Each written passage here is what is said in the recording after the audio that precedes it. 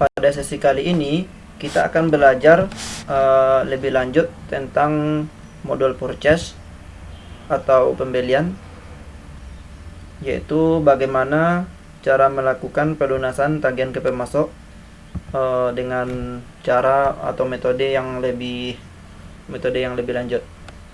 Oke, langsung saja kita masuk ke modul akuntansi atau penagihan. Kemudian kita coba cek faktur-faktur yang belum kita bayarkan ke pemasok. Di sini ada dua dengan total 34.760.000. Kita coba cek, yaitu di sini ada dua faktur yang belum kita bayar ke sumber bangunan dan totalnya adalah 34.760.000 rupiah. Kalau metode pembayaran yang sama-sama kita pelajari sebelumnya, yaitu dengan misalnya faktur yang ini, kita masuk ke faktur yang ini, kemudian kita buat pembayaran dan selanjutnya, kemudian kembali lagi dan masuk ke faktur yang lainnya, kemudian buat pembayaran lagi. Kemudian jika di sini ada faktur lain, maka kita harus mengklik satu-satu faktur tersebut. Bayangkan kalau di sini sudah ada ratusan bahkan mungkin ribuan transaksi atau faktur, maka cara tersebut akan memakan banyak waktu dan tentunya kurang efisien. Maka dari itu pada sesi kali ini kita akan belajar tentang metode pembayaran yang lebih simpel, untuk melakukan metode pembayaran yang lebih simpel. Oke, langsung saja. Pertama, masuk dulu ke bagian pemasok. Sebelumnya kita pastikan dulu adalah kita akan membayar pemasok dengan nama pemasok sumber bangunan. Kemudian masuk ke navigasi bagian atas, pemasok, pembayaran, kemudian buat pembayaran yang hijau, buat. Kemudian pastikan tipe pembayarannya adalah kirim uang, tipe rekanannya adalah pemasok. Kemudian kita masukkan nama pemasok yang akan kita bayar tersebut, misalnya sumber dalam ini sumber bangunan yang sama-sama kita lihat sebelumnya. Kemudian jumlah yang akan kita cicil atau bayar kepada si pemasok tersebut, misalnya kita akan menyicil dengan sejumlah 25 juta rupiah. Kemudian jurnalnya disesuaikan, dalam hal ini saya akan mengganti dengan kas. Tanggalnya, oke, langsung saja tanggal sekarang, tanggal hari ini ketika video ini dibuat. Kemudian memonya boleh diisi, misalnya pembayaran ke pemasok sumber bangunan, cicilan. Oke, disimpan, kemudian dikonfirmasi.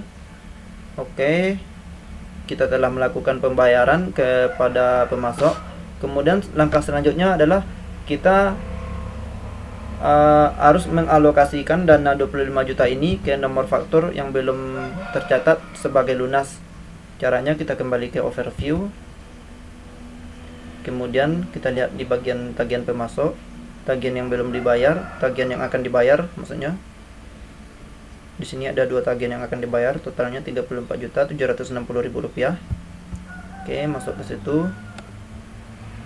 Kemudian misalnya kita membayar faktur pertama, kita klik yang jumlahnya 19.360.000, namun yang belum dibayar adalah 10.360.000. Kita klik. Setelah kita melakukan pembayaran dengan metode yang barusan saja kita lakukan, yaitu pemasok kemudian ke pembayaran, setelah melakukan metode tersebut, maka ketika kita masuk ke faktur dengan nama pemasok yang kita alokasikan dananya, maka kita akan mendapatkan notifikasi Anda punya debit belum selesai untuk pemasok ini. Anda dapat mengalokasikannya untuk menandai tagihan ini sebagai lunas. Artinya kita telah membayar kepada pemasok, namun dananya belum kita alokasikan kepada nomor faktur yang sesuai atau nomor referensi yang sesuai. Cara mengalokasikan dananya, kita scroll ke bagian bawah. Oke, sebelumnya kita coba jelaskan dulu. Total tagihan ini adalah Rp19.360.000, namun sudah pernah dicicil sebesar 9 juta pada tanggal berikut. Namun barusan kita juga sudah pernah mengalokasikan dana pernah membayarkan dana 25 juta ke pemasok, namun belum kita alokasikan dana tersebut ke nomor tagihan ini. Cara mengalokasikannya, scroll lagi ke bagian bawah. Kemudian yang pernah kita bayar 25 juta pada metode sebelumnya, yaitu pemasok dan pembayaran, caranya cukup kita tambahkan. Sebelumnya pastikan dulu ini pernah dibayar 9 juta, kemudian ditambahkan, maka faktur ini telah tercatat sebagai lunas karena kita telah mengalokasikan dana 10.360.000, yaitu total utang yang sebelumnya dari 19.360 dikurang 9 juta, dan totalnya tadi adalah Rp10.360.000, dan telah kita alokasikan dana yang kita bayar sebelumnya sebesar 25 juta kepada nomor faktur ini. Oke, semoga penjelasan saya bisa dipahami. Selanjutnya, dana yang kita alokasikan 25 juta, yang telah kita bayar 25 juta tadi, baru kita alokasikan sebesar Rp10.360.000.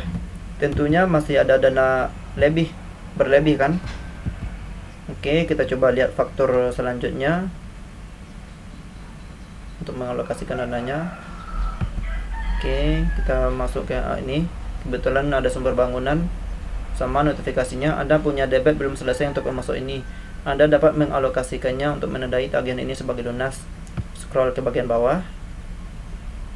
Kemudian ini ada jumlah kita memesan semen sebanyak 400 dan harganya adalah 61.000 dan totalnya adalah Rp24.400.000.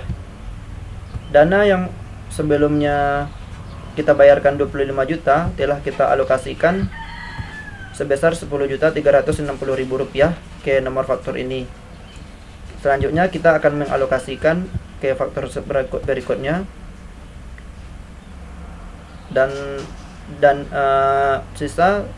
sisanya yang 25 juta tadi adalah sekarang tinggal Rp14.640.000. Oke, langsung saja kita alokasikan, tambahkan, maka akan dibayar Rp14.640.000 sesuai dana sisa yang telah kita coba melakukan 25 juta sebelumnya. Tapi di sini masih ada belum dibayar sebesar Rp9.760.000. Oke, itu adalah metode pembayaran tanpa harus mengklik satu-satu tagihan pemasok tersebut. Mungkin sedikit di review. Caranya adalah masuk ke bagian pemasok, pembayaran, kemudian buat pembayaran, pastikan ini adalah kirim uang pemasok, kemudian masukkan nama pemasoknya, jumlah yang akan kita bayar ke pemasok, kemudian tanggal, memo, dan pastikan ini sesuai jurnalnya. Jika kita membayar dengan bank, diganti dengan bank, atau dengan kas, diganti dengan kas. Kemudian disimpan, kemudian dikonfirmasi. Setelah itu kita masuk ke overview. Oke, batalkan, abaikan saja ini dulu, abaikan. Masuk ke overview. Kemudian masuk ke tagihan pemasok yang belum kita bayar. Kemudian diklik pemasok yang telah kita bayar tersebut untuk mengalokasikan dananya kepada nomor faktur yang sesuai.